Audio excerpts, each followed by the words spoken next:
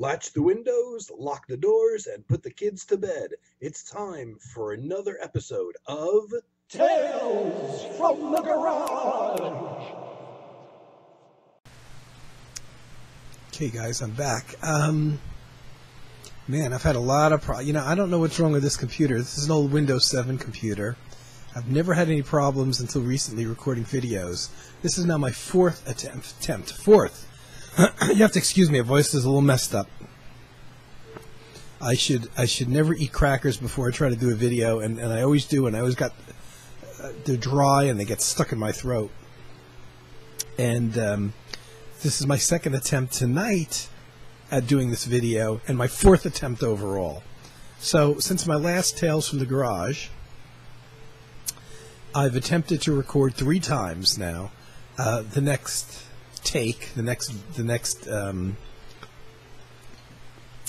version of Tales from the Garage, next episode, and the computer hasn't gone along with it. And on 2 of the occasions, I spoke for 38 minutes, and I hit the end record button, which should create the file. And when it creates the file, instead, it creates a blank file and wipes out the 38 minutes that I was just speaking. So I may try to do it differently tonight. So you might notice there's probably going to be edits. I think I'm going to record in segments. So it's going to jump, and there's nothing I can do about it. I'll connect the pieces so that it's seamless for the viewers, but the whole thing is going to jump because I'm going to have to sew it together, I guess. So to start with, I just want to say thanks to Carm, who's over time has sent me several times. He sent me various incense that I've always been hesitant to burn, because once you burn them, you no longer have them. I love incense. I love the way they smell, and the ones that he sent me all had such a strong scent that I would just open the bag and kind of run around the room shaking the bag to get the scent in the room. But since the last video, whenever that was, a week or so ago, I've actually come out here and I've been burning them, actually lighting them, and I have them going now. And I noticed something I always knew, but you kind of forget until you light them again. What a nice atmosphere it creates. It would be great for creative work because, I don't know, I just relax when the scent's going on and I smell it. It just creates a nice vibe. It's kind of hard to be stressed. And I think, well, that'd be really good for creative endeavors, especially out here where there's no windows. So already, the one advantage that I had, because I record inside the condo where there's windows, obviously, and I've in the past also recorded out here, my music, and I've always kind of noticed that the one benefit out here is there's no windows, not only outside, but into the rest of the condo. So it's kind of hopefully not claustrophobic, but it's very man cave-ish, and it's kind of better for concentrating. And so there's only artificial light out here, and I just noticed that since I've been burning the incense, how what a nice vibe it creates. And I'm thinking that'd be really good for creative work, and I imagine as it would be for sculptors or painters or something like that, who probably, all these people that have their own little mini studios wherever, in their home or away from home, and they maybe try to create the ideal atmosphere to create in. And probably guys like that put on music for the background, at least the creative folks that I know that painting and things like that are very big on having certain music play to use to inspire them. So I have the incense going. So it's mellowing me out a bit more. So as for my third or fourth attempt now at recording the next video, I did select randomly 3 vinyls. And usually in the past, when it didn't work for me to do another Tales from the Garage, when the computer wouldn't cooperate, I would put the vinyls back to be selected randomly at some point in the future. This time I decided I'm just going to leave the vinyls out. I did randomly select them, though, just not tonight, and speak about them otherwise. So I think I'm going to start and do an edit after I speak about the first, actually the third album, because it's the one I need to talk about the least. The third album that I selected randomly the other night was Eberhard Weber's ECM, of course, Colors, Silent Feet, which is the second album of the three that Colors made. Now, a lot of people name this as their favorite Colors album. And, you know, my preference was actually for one. I think I randomly selected Little Movements, which was the last and third one that was recorded in 1980, I believe. That's my personal favorite. It's also the first one that I bought of the Colors band, and actually of Eberhard Weber's. So I don't know. I never know if that preference has something to do with it. The fact that it was the first one. But Colors is an excellent band. This is their second album, and I've read that a lot of people have this as their favorite. A fantastic band. John Marshall did come along on drums and replace John Christensen, who played on the group's first album called Yellow Fields. But that was the only personnel change that the group had during their time. It's a quartet. Only 3 long tracks on here. There's 2 12-minute tracks and one track that's 17 minutes and 47 seconds that takes up all of side 1. That's quite a nice journey, that track, called Seriously Deep. This was recorded November 77, so it would have come out in early 1978. And on paper, if you don't look too closely, it seems like it might be a fairly standard jazz quartet lineup in terms of the musicians. Bass drums, keyboards, and saxophone. But there's quite a bit more going on than that. Firstly, we have Eberhard Weber's upright electric bass, which kind of has a slightly different sound quality than either the standard upright or the standard acoustic upright or the standard electric bass, electric guitar bass. And there's the acoustic drums, but there's also Rainier Bruninghaus, who's the keyboard player, who's fantastic, who, in addition to playing piano, is playing synthesizers as well. And I've said this in the past, I've always liked his choices of patches and sounds that he uses on synthesizers. Maybe some people would disagree, but to me, they never sound dated. I mean, this is the analog period. This is late 70s. So you're talking about that kind of synthesizer technology then, but it's actually my favorite period for synthesizer sounds. Those old, fat analog sounds sound great. And Rainier Bruninghaus always had a good ear for selecting what went right. And a lot of it is, I guess you could say, a lot of string sounds, so supportive, almost like a string backdrop sound, which is very nice.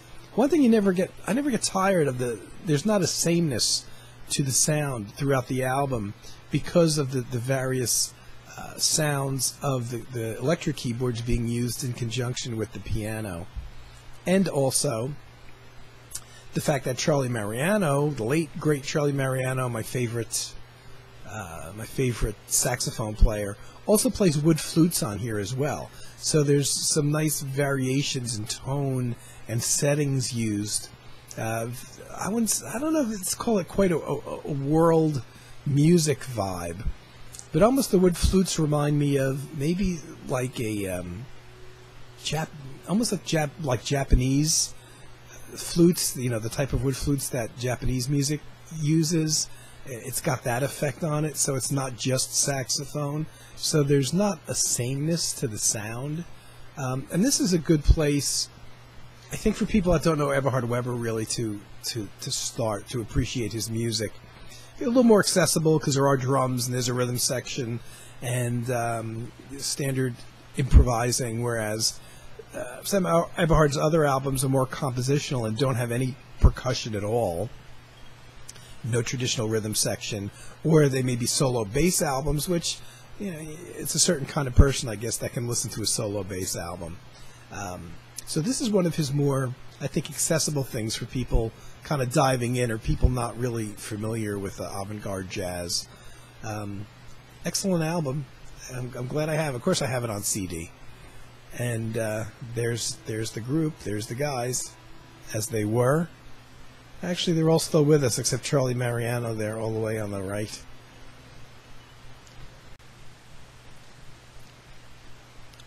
Okay, segment 2 here. This next album I selected randomly earlier, was another ECM. No big surprise there. Mike Nock, the pianist from New Zealand, I believe, originally. This is, I'm trying to think, I believe this is his only ECM album. Recorded November 1981, which means it came out in early 82. Funny, because the previous album, the Edward Weber album, was also recorded in November, but of 77, so I got a bit of a November vibe thing going here. This is an excellent album. I bought it because it was ECM. I knew nothing about Mike Nock at the time, but by early 1982, I was already an ECM fanatic. And I was familiar with the two supporting players. This is a standard, what looks like a standard piano trio with upright bass and drums, and the upright bass is done by two people that I was already familiar with, so I thought, how could I go wrong? And that's Eddie Gomez on upright bass, John Christensen, my favorite drummer, on drums. So how could I not go for it? So I bought it not knowing anything about Mike Nock. And it was, it's funny, of course, at the time you didn't have the internet, so it literally took me decades to learn anything about Mike Nock apart from the music on the albums of his that I have. And it's a very interesting, it's strictly acoustic piano. There's no other synthesizers or keyboards, which in the past, Mike Nock, I guess in the late 70s, he was playing electric keyboards as well. But it seems like by the early 80s, he had dropped them. And I don't see any of his albums from this point on utilizing anything besides acoustic piano anymore. So it seemed like he kind of backed off, as I've seen other jazz musicians do, backed off of the electric keyboards. Paul Bley was one of them, but he did return to electric keyboards for one album, I seem to recall, that was done in the late 80s or early 90s. But so far, and Mike Nock is still out there recording away, I've not seen or heard of Mike returning to a format where he uses electric keyboards. Now, with a upright bass and drums and acoustic piano setup, you might think kind of jazz or bebop-derived music, but it's not. In fact, it's pretty dark stuff. There's not a lot of bebop in there. If any, maybe occasionally you might hear some jazz harmonies to the piano, to the keyboards, but for the most part, I would say, on first hearing for anybody, whether they knew Mike or not, it's probably more of a European classical influence that he has. And the music's dark, but not in a kind of scary way. It's really actually well done, and it's quite original. And oddly enough, now I've got one earlier album by him from the late 70s where he does use electric keyboards, which I believe, doing this by memory, I'm pretty sure John Abercrombie plays on that one. And I have several later albums also done with a piano, bass, drums trio, and also solo piano albums. He seems to, most of his recording sessions nowadays seem to go between the two. It's either a solo piano thing or it's a piano, bass, drums trio. Now, Mike Nock is actually originally from New Zealand, which took me ages and ages and ages to learn. But he was living in New York, or actually New Jersey, for a while at the time that this album came out. Now, don't ask me how I remember this or how I found this out, because, like I said, the internet didn't exist. But shortly after this album came out, I had read somewhere, I guess, that Mike Nock was living in New Jersey. And what I found out even much later was that one of the reasons that he was living in the U.S. at that time was he was doing apparently a lot of sessions in New York. Well, I don't think those sessions exist so much anymore, but I believe he was doing like commercial sessions, which would all be done probably in Los Angeles now. But that one of the ways I guess he was earning a living while living here in the U.S. in the late 70s was by doing, I guess, commercials or various things where he was a paid musician, I guess, playing parts that were read. For the life of me, though, I can't remember how I found out that he was living in New Jersey. And my musical partner at the time, Frank, and I had recorded a demo tape that we wanted to send to ECM in Germany. And at the time, ECM Records was distributed by Warner Brothers. If you could see the Warner Brothers logo at the bottom of the album there. And you could send demos to ECM in New York at the Warner Brothers address there, but I didn't think they wouldn't get listened or forwarded to ECM, I don't think. They'd probably get listened to by Warner Brothers guys, which I didn't want. So I wanted to send our demo tape to ECM in Germany, but didn't have an address.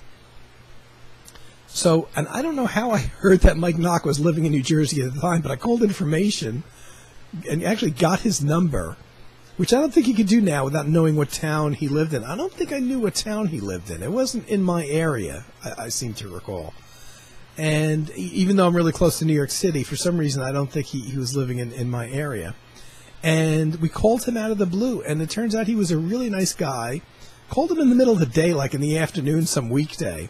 Totally at random, he answered the phone. And we kind of identified ourselves as being, I guess musicians, and we wanted to submit a demo tape.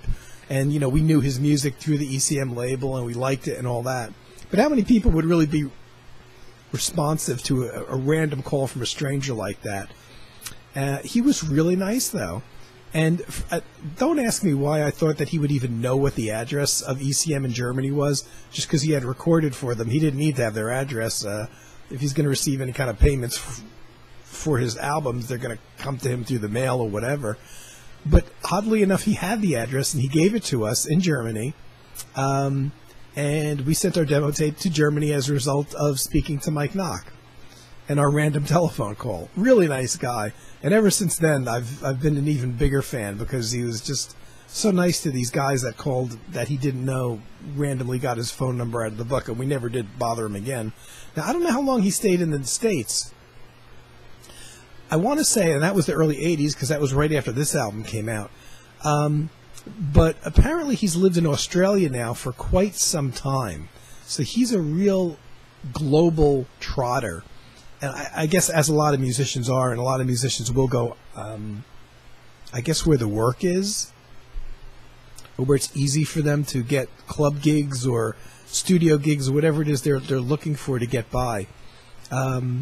But I don't know. That's something that's always intrigued me of all the musicians that I like, is how they end up where they end up in terms of where they're living. Is it solely economic? Is it because they like the vibe of a certain country or city or something? It's always very interesting to me how these guys move around so much. And especially Mike Knock, who's lived in the U.S. and New Zealand and Australia. And those are only the three places that I know of. And that's quite global hopping around there. I think of that of other guys too. Eberhard Weber, who's German, has apparently lived in France for some time, as of Bar Phillips, the American bass player, who's lived there in France for decades. And I just wonder what their choice is, what their selection is. And especially in the case of those two guys who at one point in their lives did tour and play all around the world. And how those two bass player composers, which are two of my favorite musicians, ended up deciding they were going to live in France, of all places. And what it is about that place that makes them want to be there. That's always been something interesting to me. So that's it for the Mike Knock album. If you find it, and you can get it, and you're interested in a really nice piano trio that's a little dark, it's all original music written by Mike Knock. If you can find it, I highly recommend it. It's called Ondas, Ondas. Great album. Really, really nice album. Okay, and the third album of my selection. and mind you, I am doing this in bits and pieces, is a John Scofield album. No, it's not an ECM recording. This was actually the first random album that I selected, but I saved it for last, only because the stories are longer for this one. So, here's an album recorded live. This is a live album. This is my first John Scofield album that I ever picked up, called Shinola, a live album recorded in December of 1981, which, like the previous album, means that it would have come out early in 1982. And it's a trio, as you can see, with John Scofield on electric guitar, Steve Swallow on electric bass, and Adam Nussbaum on drums. I think this is the first place I heard Adam Nussbaum, but I can't be sure. I think it was. Scofield on electric guitar. It's a guitar-bass drums trio. Live recording. About a year later, maybe even less than a year later, they released a second volume. This is short. This is, like one of those 37-minute albums or something like that. Very short. So obviously, the gig ran a lot longer than that, and they released a second album, which, doing this from memory, I think it was called Out Like a Light, which was from the same live performances. It was an album that they released maybe about a year after this came out. Pretty much Scofield originals, with one Jackie McLean tune called Dr. Jackal, which I believe Miles Davis also recorded at one point. Dr. Jackal was a track that was picked up and played by a lot of jazz musicians. And this is a period shortly before. Now, this was the first Scofield. I had heard of Scofield, but I hadn't heard of any of his records yet at this point. I believe that he started recording solo albums in the late 1970s, and he only had a few albums out under his own name at this point, maybe 3 or 4, and the record store had a few of them. But the reason I chose this one, well, it was a new release at the time, but not having really heard Scofield yet, I decided on this one because I was already an ECM fan and a Steve Swallow fan through Steve Swallow's solo albums on ECM, but also his many appearances playing with Gary Burton. So I bought this as my first Scofield album. Plus, it's just a live date, so you get that nightclub vibe to it. Interesting. Scofield's always had interesting sound to his guitar. Now here, this is actually probably the preferred way in terms of his sound. He's got a very kind of dull, dry sound that he uses today. He must be hearing it differently than I hear it, because the sound that he uses today it's not radically different from what you hear on this album, but it's different enough that makes me think, well, gee, if I were an engineer, I'd be throwing some reverb on that guitar or something. But it's the way he likes it, I guess, and it's certainly, you can tell it's him playing, not just from the playing style itself, but from the sound to his electric guitar. In between this, though, shortly after this period, Miles Davis hired him, so he was playing with Miles Davis in Miles Davis's early to mid 80s bands for a couple years, and Miles had him playing a much more processed fusion-y type guitar sound, and that was as per Miles' request. And so even after John left Miles, he kept that more processed fusion sound for a while. Here, he's got an interesting, it's a combination between a very clean guitar tone with just a slight hint of distortion. It's very interesting because it's not a combination that I can recall hearing other guitarists use. They either use much more distortion or go totally clean. And here it's kind of a clean sound with just the slightest hint, almost like he was using a tiny guitar amp with everything turned up to 10, so it was pushing the sound and causing it to distort a slight bit. A very interesting sound he had here, I thought. At this time, in between this album and the next one that came out from the 2 live sessions, John was playing concerts to promote the album, I guess, shortly after this came out, I discovered that he was playing in a club that was a few towns away from me, maybe 20 minutes at most away from where I lived. There was a place was a pain in the ass to get to, but it's a club that's not there anymore called, I believe it was called Struggles, and I believe it was run by a husband and wife team.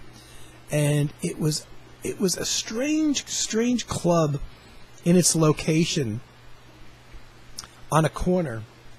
The entry door was on, you had a corner of a street, and the building, the front door to the club was right where the corner met. So, and the building wasn't square; it was kind of rounded at the edges, so that at this corner, and where the door was right at the corner where these two streets met. It's kind of a strange setup, and there was other businesses that shared this building. So it was an oddball little place, and when you walked in, it was a little bit narrower at the entry point because that's kind of where the corner of the streets met. And then as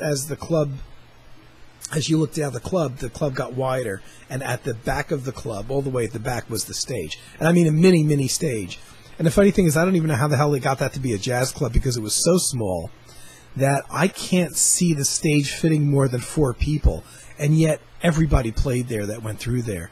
At that point, there wasn't a lot of jazz clubs around. It was just outside New York City, but still people would hit it, people would hit it that would still and play there that would potentially play in New York City nightclubs as well, even though the New York City nightclubs were just another 10 minutes away or maybe a little more. Interesting place though.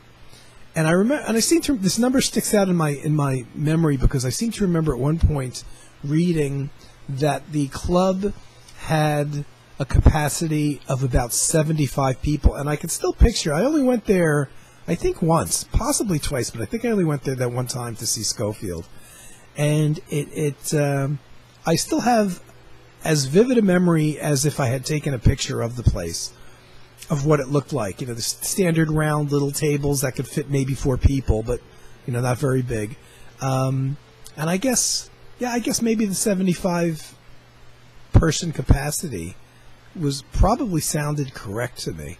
And so it wasn't a big club, and you could never have a rock band playing there, for instance. But nice, intimate, not a bad seat in the house. Went there with my buddy Frank, who hadn't even heard the Schofield album yet, but at that point we were going to a lot of concerts anyway. And I told him about this, and he was primarily interested because it was a promotion for the album, so Adam Nussbaum and Steve Swallow were scheduled to perform.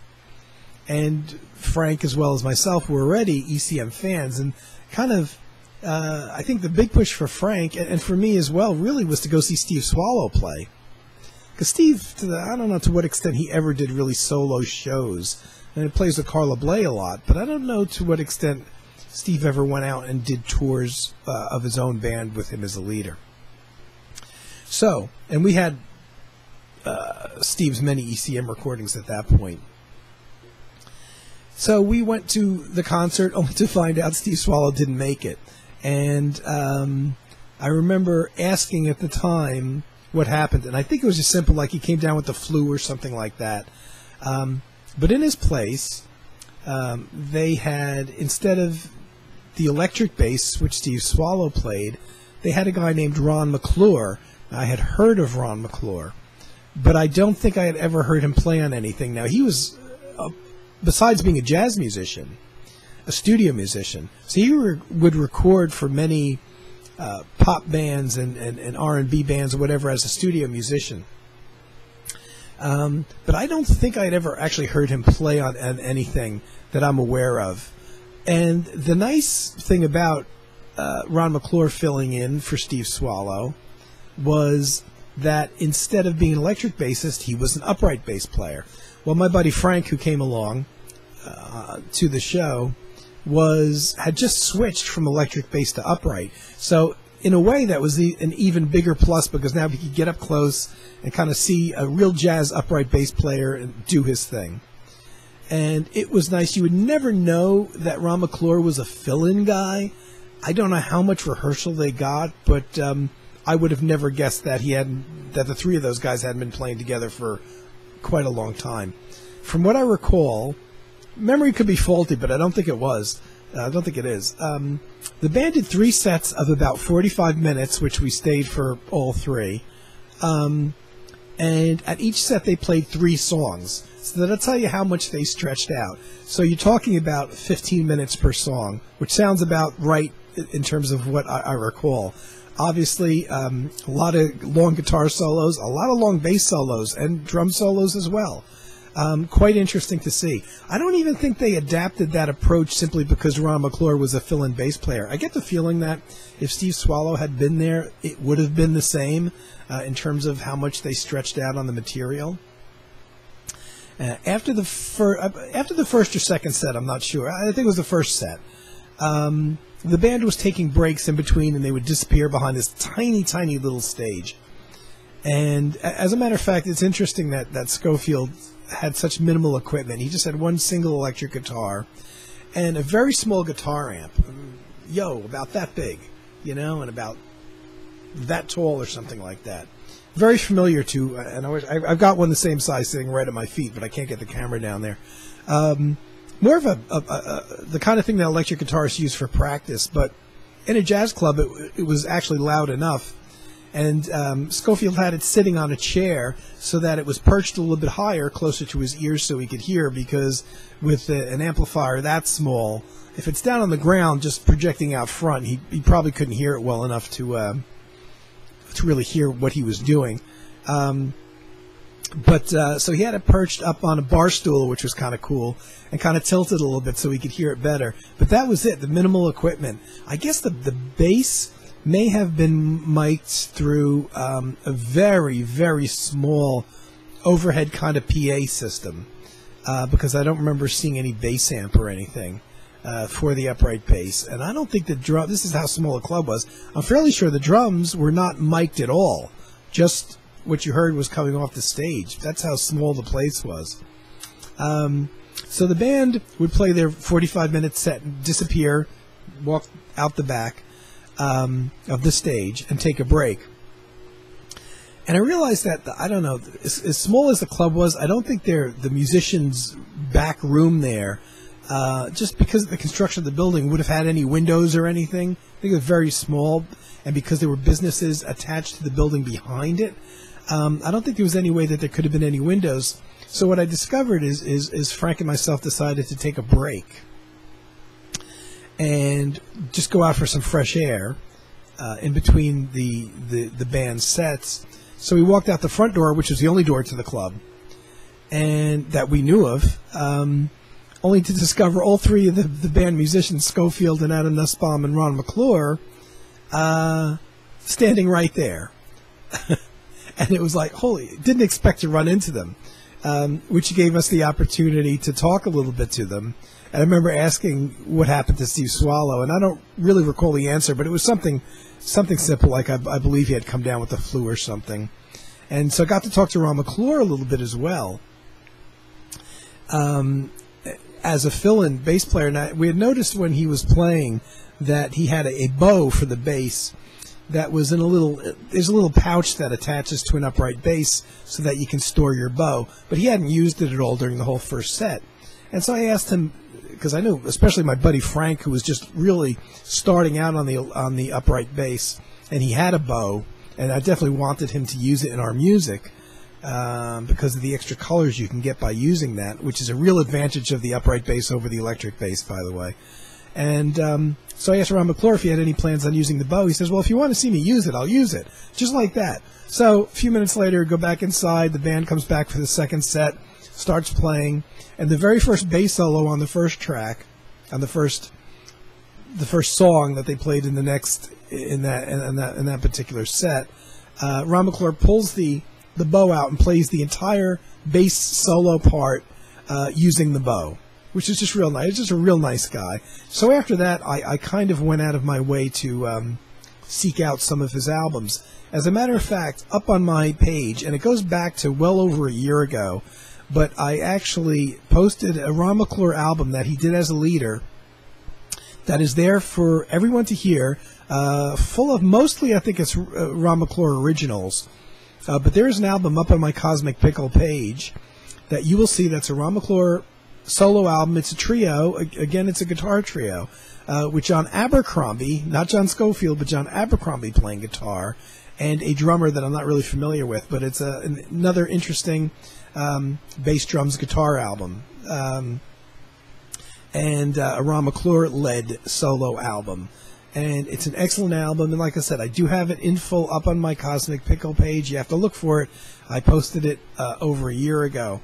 I didn't really realize at the time how much of a history that Ron McClure had as a jazz bassist, in addition to all these sessions that he obviously did. But apparently he actually studied at one point with Don Sebesky, who is my favorite jazz arranger, which is incredible. And Ron McClure actually played in Buddy Rich's band. Now, I'm a Buddy Rich fan, but most of my Buddy Rich albums actually started around 1966. And apparently McClure played with Buddy Rich around 1963, so just before I actually have material from that era. So I completely missed Ron McClure playing in Buddy Rich's band, but I'll rectify that certainly at some point in the future. The interesting thing that I also missed, I'm a big fan of the Wynton Kelly Trio. Wynton Kelly and his trio really came out of the Miles Davis group from the late 1950s, like 1959, 1960 period. Wynton Kelly, pianist, played with Miles Davis along with Paul Chambers on bass and Jimmy Cobb on drums. And when they left Miles Davis, they formed a trio, and the three of them stayed together for quite a few albums. The same trio that had played with Miles Davis in the late 50s. And often that Wynton Kelly trio would support jazz guitarist Wes Montgomery. Well, at some point, Paul Chambers either wasn't available or he had left the Wynton Kelly trio at that point. Ron McClure actually filled in and played, which I was totally unaware of, and I have to wonder if any recordings exist of that period, because I've never seen them. The Wynton Kelly trio with Ron McClure instead of Paul Chambers. And then apparently, also, which I'm surprised I haven't come across, Ron McClure may have actually supported the Wynton Kelly trio, been in the Wynton Kelly trio when they played with played with Wes Montgomery. Interesting. Something else that I completely missed, and even though I know these people well, it's funny that it just didn't get in my memory. So in the late 60s, from 66 to 1969, Charles Lloyd, the saxophone player, had a very commercially successful jazz quartet. Actually kind of crossed over into pop music in terms of popularity. Like some of these records, I think it was like Forest Flower was the name of it. Some of these albums sold almost like pop music albums in the late 60s, these Charles Lloyd quartet albums. Now, I knew that at that time, drummer Jack DeJohnette was in the Charles Lloyd quartet. Pianist Keith Jarrett was in the Charles Lloyd quartet. Somehow it completely escaped me that Ron McClure was the bass player during that period. And now here's a really weird connection to my last album that I selected by Mike Knock. Apparently in the early 70s, Ron McClure actually played with Mike Knock in Mike Knock's band when he had a semi-jazz rock group called Fourth Way, which is that period that I was speaking about where Mike Knock did use some electric keyboards as well. And then did many sessions, Ron McClure did many sessions after that. But it's weird how I have this connection to the Mike Knock thing now, which is an album that I just randomly selected. And now I'm talking about Ron McClure. And, all of a sudden I discovered that he played with Mike Knock as well. Just incredible. And he played with Dave Liebman going on into the 70s and 80s. And Richie Byrock, the wonderful pianist. Obviously played with Scofield, John Abercrombie, played with Paul Bley, Randy Brecker. I'm just doing this actually off of his Wikipedia page. I don't have all of this memorized. So Ron McClure, hell of a bass player.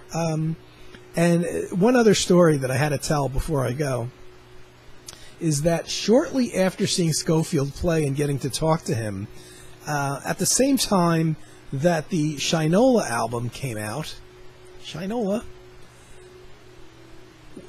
there was an album that came out really at the same time called 5 Years Later,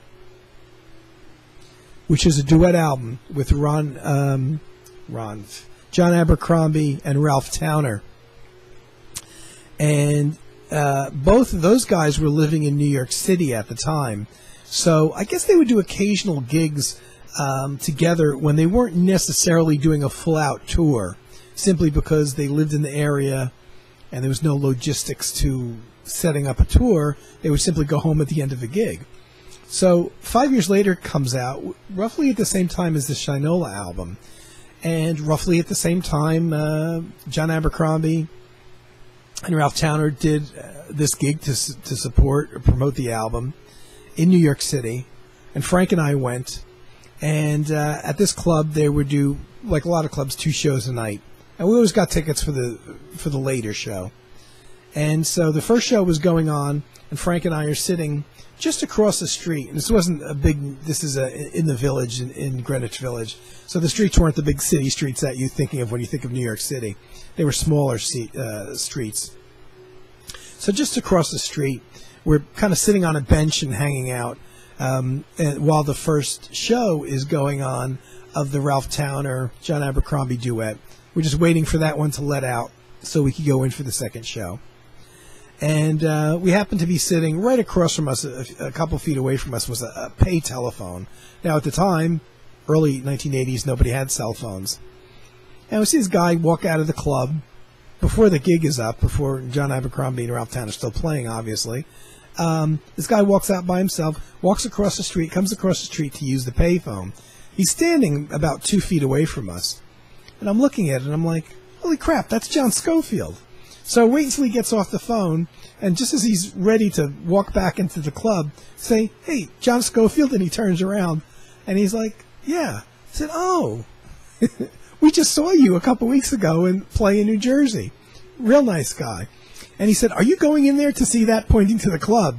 And the Ralph Towner, John Abercrombie concert. He says, because they're really tearing it up in there, something like that. They're really, it's a really good gig, or, something along those lines. And we're like, yeah, well, we got tickets for the later show. He says, yeah, it's a great show. Just an all-around nice guy. And then he just walked back into the club and watched the rest of the show. Very, very cool. Very cool. So that's my little John Abercrombie tales. Okay, this is like the third time that I'm telling this story, so I really hope that this segment takes. The other 2 segments I can see came out okay, but one is a lot longer than the others. Keep your fingers crossed that I can sew this all together into a cohesive whole. And thanks for joining me, and sorry for going on as long. And once again, in the future, I will try to keep it down in terms of running length. And Halloween is upon us, so I've got, even a Halloween album out there, the Lights Out album from their old radio show. And favorite time of year, favorite season, favorite temperature, all that. So hope everybody's doing well. And I'll be back soon if the computer allows me to. Take care, everybody. Tune in next time for more Tales from the Garage.